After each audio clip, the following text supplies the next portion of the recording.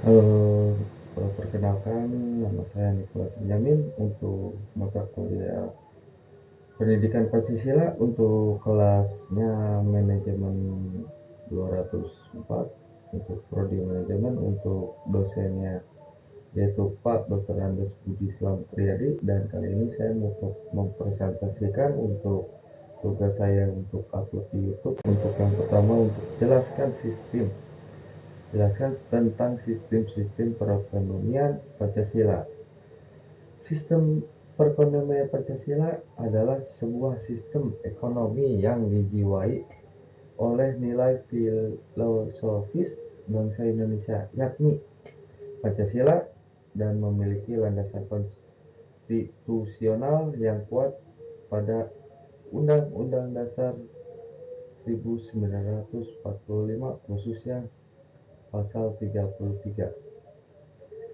Sistem ini sering disebut sebagai sistem ekonomi jalan tengah karena secara tegas menolak kapitalisme murni atau yang disebut liberalisme yang berorientasi hanya pada keuntungan individu, namun juga menolak sosialisme murni, entah etatisme atau komando, di mana negara mematikan inisiatif individu. Sistem ini mengedepankan demokrasi ekonomi, asas kekeluargaan, dan keadilan sosial.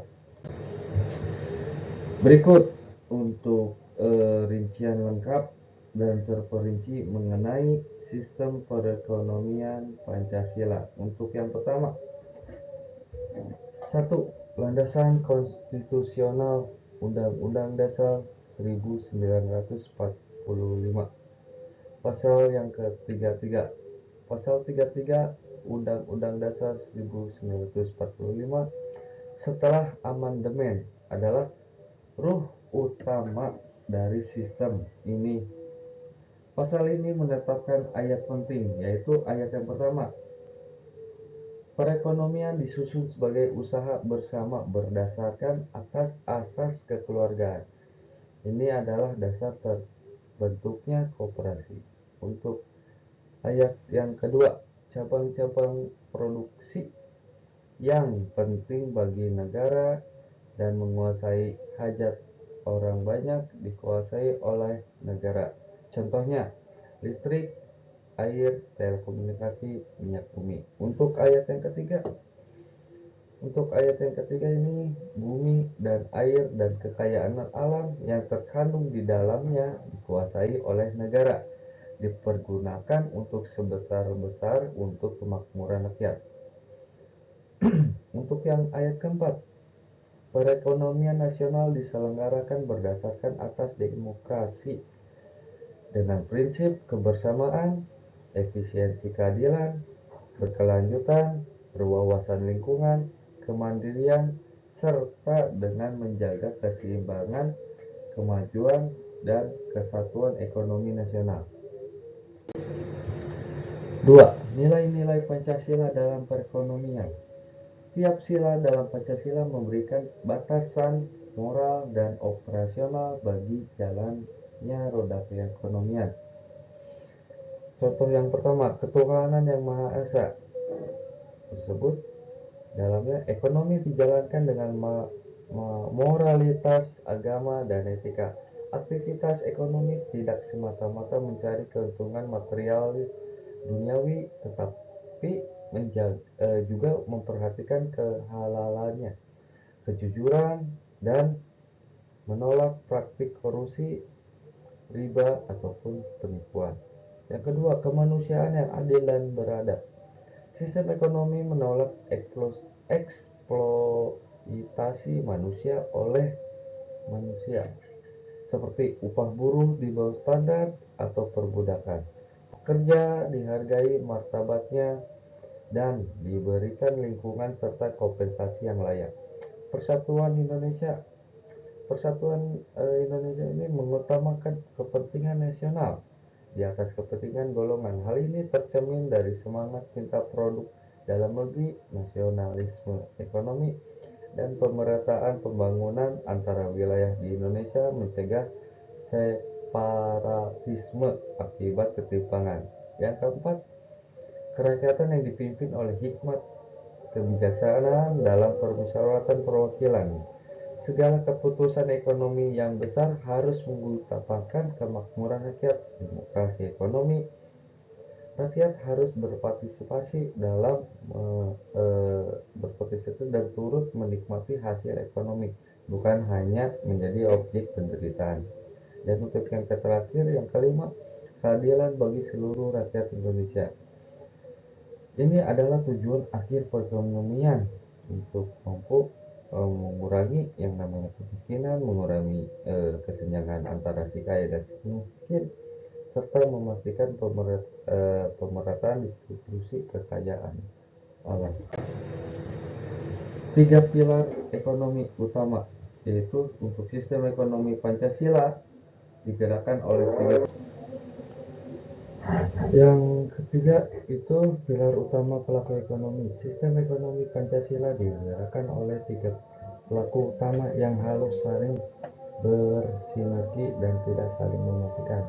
Yang ke satu contohnya yaitu koperasi, merupakan soko guru tiang utama perekonomian Indonesia.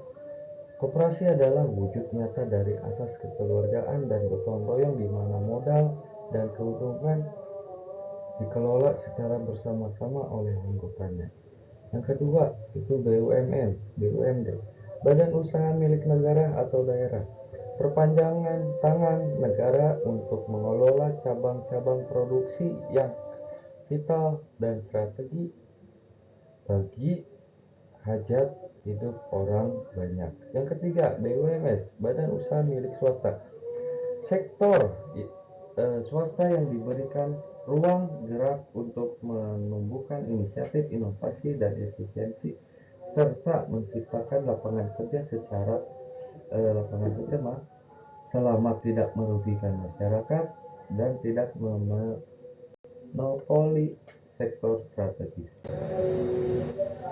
Yang keempat, ciri negatif yang harus dihindari untuk menjaga agar sistem ini tetap pada jalurnya.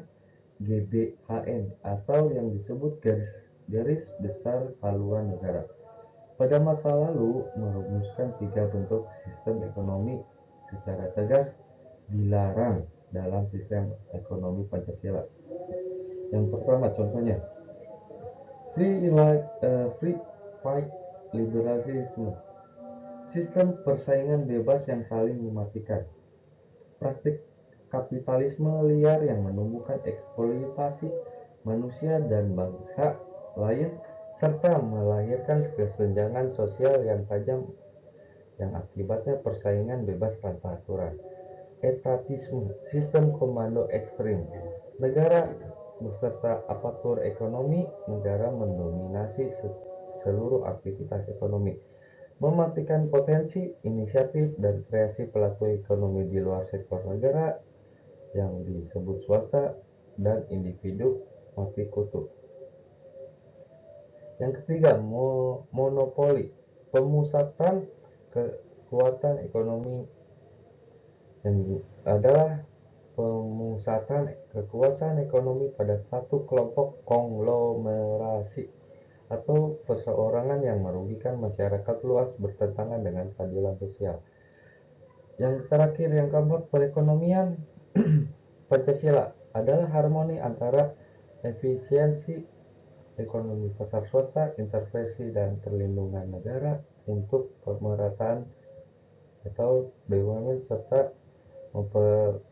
serta pemberdayaan ekonomi masyarakat akar rumput. Sekian presentasi dari saya. Mohon maaf jika ada kesalahan dari kata-kata saya dari segi ucap maupun tutur kata. Terima kasih.